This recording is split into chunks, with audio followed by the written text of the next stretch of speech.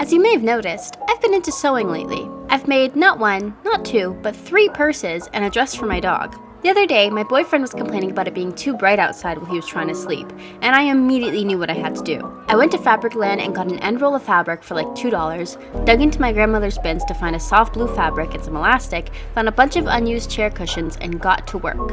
I then measured my head for the elastic, attached them to either side of the inside of the mask, sewed it all together, and I left a little space to stuff my foam in after flipping it inside out and sewing it back up. I was very pleased with my mask, but with all my extra fabric, I decided I needed to go a step further and also make a penguin. I also made that pattern using Canva, but decided that it was ugly, so I changed it up a bit. After cutting out my pieces, I began attempting to sew it up. First, I sewed the easy parts, the wings and the body. I do think I should have made the pattern so that the head attached to the body, just for simplicity's sake, but that's a note for next time. Then I cut some foam pieces to size to fit them in the wings and create a base for the body. I didn't want the body to be flat, so I had a plan for that, but before I got there, I sewed the face patch onto the front of the circle I'd be using for the head. This was very hard to do, but I think it turned out pretty cute. I painstakingly sewed the head onto the body and then found some big black buttons for the eyes.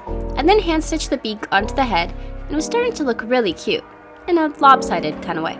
A really hard part of this was attaching the wings to the body, but I did that by folding the body in half and then using pins as a place marker to see where to attach them on either side. I didn't record that part, but I did record me putting foam into the feet, which is, the least important thing to film, but go off, queen. The next step was to sew the back of the head onto the front of the head by placing the other circle wrong side up onto the front of the face and sewing it around, leaving a hole in the back of his neck to add the stuffing. Then I cut my foam into tiny little pieces and shoved as much as I could into the tummy of my penguin. After what felt like forever, the head and the tummy were all filled up and I was able to sew the neck together. Because I didn't like the stitching on the neck, I found a blue ribbon and tied a little bow around the penguin's neck before reinforcing it with a couple of stitches. And just like that, my penguin is finished.